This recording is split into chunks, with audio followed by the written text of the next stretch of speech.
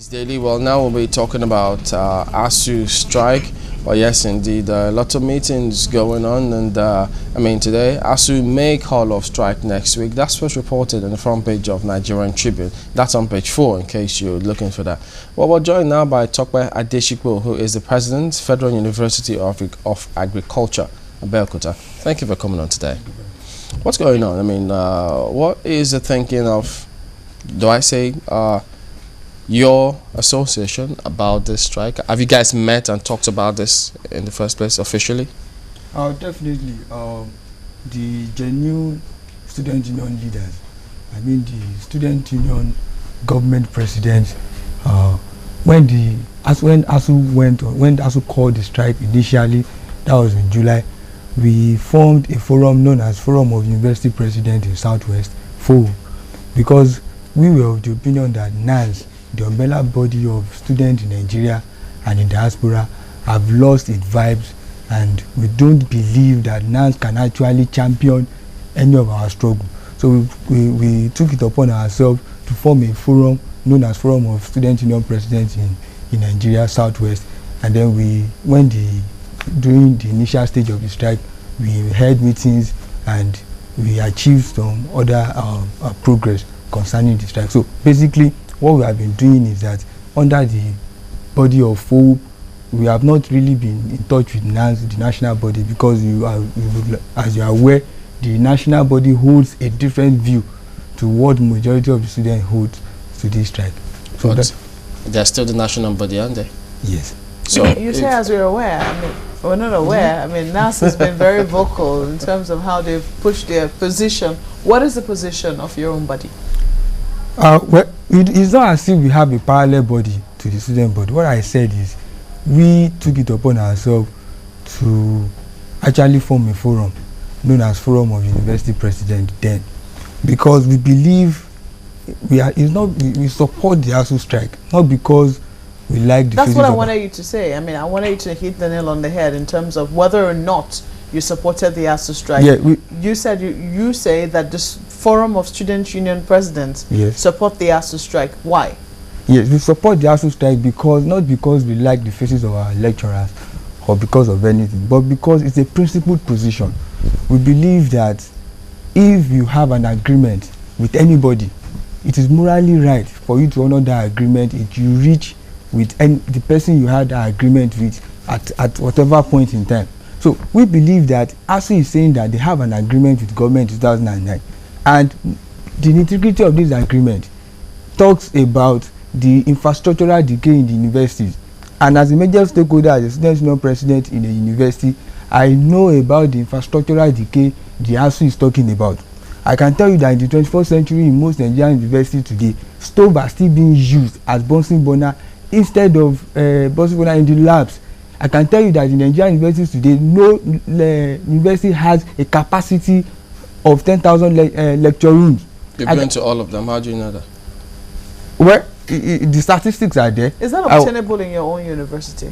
Well, in my own university, we are just about 16,000 students, and the largest hall we have is 2,500 to continue. So I as a student union president, I've had cause to send students out of the class on so many occasions because of the class is overcrowded and all that. So we know what the ASU is talking about, and then it is a principled position because we don't believe the lies of government that there is no money to actually meet the demands of ASU, because between 2000 and 2011 the Nigerian government earned so much from the sale of oil alone. As a matter of fact, it was 48.48 trillion between that year, and then for what? 48.48 trillion? Yes. For what? For the revenue at the disposal of the Nigerian government from the sale of oil alone. One would have thought that this revenue will translate into a commensurate improvement in the education sector in Nigeria, but government is not interested in funding education in Nigeria, and that is one major critical point we have seen, and that is why we are supporting this strike. How did you come to that conclusion that government is not interested in funding education?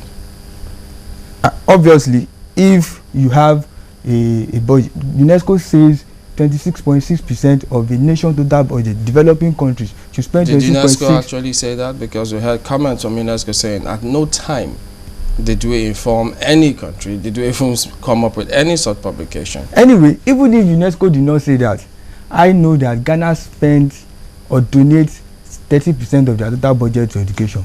In Lesotho, it is 17.7%. Which comes up to how much? It doesn't matter how much it comes up to. I know that in the Nigerian budget, only 60 billion is donated to capital project in the 2013 budget. That is not for the universities. It is also for the, it is not for the universities alone. The university, college of education, polytechnics. And you think it doesn't matter how much it comes to at the end of the day, just the percentage is okay? Definitely, what we are saying is that government should fund education, if not to UNESCO standard, but there needs to be an improvement. If you donate 8.5% of total budget of your country to education, you are not, I don't know, but it is too small. This isn't about taking sides for me, but I want to ask you, since you became a student at UNAB, would you say that you have not seen any improvement whatsoever? Some people will tell you that they were in school, say, maybe how many years ago, they have been back to their universities, they have seen some, it might be minimal, I mean, it might be something as basic as restoring hostels that used to be, say, 4-man rooms to the original 4-man rooms and not allowing squatters. It could be something as basic as that. Would you say that you haven't seen any improvement whatsoever in UNAB since you joined as a student? Okay, thank you very much. What I will say is that in FUNAB, we have been lucky with the kind of vice chancellors we have had. Actually, whatever progress, UNAB is one of the best universities in Nigeria today. I'm able to say that. But whatever progress UNAB has achieved, it's not because government has funded the university. It is because some vice chancellor came and thought outside the box and generated income and built hostels and built lecture rooms and built laboratories and stuff like that. It is not big, and it's not even enough. But I was at the University of Calabar, I was at Olabisi Onabanjo University, go to LASU and see what is happening. So it's not just about our own university that we are able, we are not much, we are just 16,000 presently. But it's not just about our own university, it's about other universities too, whose vice chancellor, perhaps, I don't know, vice chancellors are government appointees. This is even wrong. We believe that there should be democratic runnings of school to include elected representatives of student decision-making organs, so that if you want to appoint vice chancellor or even pro-chancellors, staff unions, student unions can contribute, and maybe there will be an election where a vice chancellor will be elected. ASUU says they want autonomy. The kind of autonomy they are talking about is not the one that government will hands off funding. But what they are saying is that let us be able to determine the kind of, perhaps, who becomes the vice chancellor of the university. Not that you say brings an internal person and then government appoints an internal person for the university. How does that sound to you? I mean, you say you want autonomy, just to choose who becomes your vice chancellor. And the person who pays for all of those has no say whatsoever, but just keeps doling the money. I don't know, but the thing is, funding education or funding university is not an issue with saying you have a business or an enterprise. It's an essential thing for all Nigerians. I think government, the universities are publicly owned. Government has a responsibility to make sure it is funded. Now, in funding it, it does not mean that government will now take absolute control of what happened there, because most of the corruption you see in the universities are because the vice chancellors are appointees. I'm able to say it. The vice chancellors are appointees of government. If students, staffs, and all other stakeholders in the universities are the one deciding or electing who becomes their vice chancellor, they will be more accountable to the stakeholders in that university. You don't think that it's more about the institutions, because you talked about how, you know, you have been lucky at UNAB and that, you know, you have a vice chancellor who's been able to think outside the box. In fact, the chances are even higher that he's been able to put to better use whatever funding he's gotten from the federal government. Don't you also think that this boils down to accountability at, you know, most of the universities around, because they're not also immune from corruption, are they? Well, if you are talking about accountability, yes, definitely accountability is one of the issues. But I'm looking at it this way. In FUNAB, I'm a member of the Budget Monitoring Committee of the University. In 2012, the university budgeted 30 million for diesel. They ended up spending 80 million. Now, that 80 million they ended up spending on diesel doesn't come from government. Now, the resultant effect is that they have to increase fees, they have to tax students who are already poverty stricken. You know, that is what will happen, because there's no wage university can raise from. When the President Jonathan was saying that you expect university to increase the IGR to pay the end allowance of the lecturers, I told my colleagues that what the president is actually saying is that fees payable by students in university should be increased, because when you say university should increase the IGR, there is no way the vice chancellor knows how to increase the IGR than to increase school fees. That's not. Are you sure about that? That's not the case completely. Okay, tell me. Where did you get that fact? Because I mean, you have people who will tell you in the University of Lagos, when Professor Murtala was the vice chancellor, was school fees increased, but they had a lot of funds coming in, not just from the government.